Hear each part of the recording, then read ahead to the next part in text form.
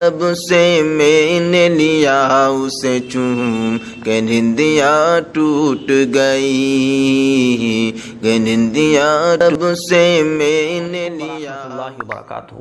قربانی کا مہینہ یعنی ذی الحجہ کا چاند دکھنے کے بعد سے لے کر قربانی کرنے تک ان حضرات کے لیے جو قربانی کرنے کا ارادہ رکھتے ہیں، جن حضرات کی قربانی کرنے کی نیت ہے، اور جو لوگ عید الاضحیٰ پر قربانی کریں گے، ان لوگوں کے لیے افضل ہے، سنت ہے، بہتر ہے کہ وہ چاند دیکھنے کے بعد سے لے کر قربانی کرنے تک اپنے بال اور ناخن نہ کاٹیں۔ بات سمجھ آ رہی ہے؟ چونکہ اب چاند نظر آ جائے گا تو لوگ یہ سوال پوچھنا شروع کر دیتے ہیں کہ مفتی صاحب بال اور ناخن کاٹنے کا مسئلہ کیا ہے؟ کیا بال اور ناخن کاٹنا چاہیے نہیں کاٹنا چاہیے؟ اور ہمارے معاشرے میں تو یہ بھی پھیلا ہوا ہے کہ جو حضرات قربانی کرنا چاہتے ہیں اگر وہ غلطی سے بھی بال اور ناخن کاٹ لیں تو قربانی ٹھیک نہیں ہوتی ہے۔ تو یہ مسئلہ آپ اچھے طریقے سے سمجھ لیں۔ حضور علیہ الصلوۃ والسلام کو مبارک ارشاد ہے کہ جو حضرات قربانی کرنے کا ارادہ رکھتے ہیں تو وہ چاند دیکھنے کے بعد سے لے کر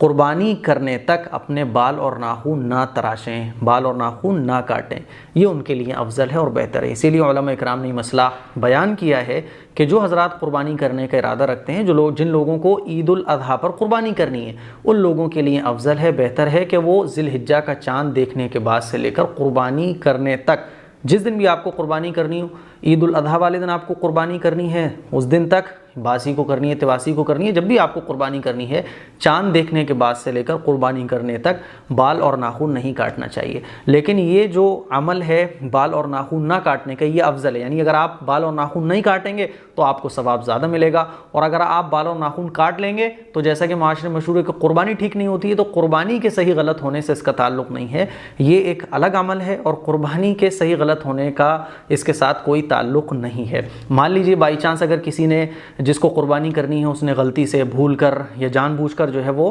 بال اور ناخن کاٹ لیے، تو لوگ کہہ دیتے ہیں بھئی تمہاری قربانی ٹھیک نہیں ہوگی، تو ایسا نہیں ہے، اس کی قربانی بالکل ٹھیک ہو جائے گی۔ ہاں اگر کوئی بال اور ناخن نہیں کاٹتا ہے تو اس کو ایکسٹرا ثواب ملے گا، ٹھیک ہے نا۔ اور وہ لوگ جن کو قربانی نہیں کرنا ہے نا، تو ان لوگوں کے لیے بھی بہتر ہے کہ وہ لوگ بھی بال اور ناخن نہ کاٹیں، ٹھیک ہے، تو ان کو بھی انشاءاللہ کچھ نہ کچھ ثواب ملے گا۔ نمبر 2، بہت ضروری مسئلہ یہ ہے کہ جیسا کہ آپ لوگوں کو پتہ ہے کہ شرمگاہ کے بال اگر 40 دن سے زیادہ ہو جائیں تو پھر ان کو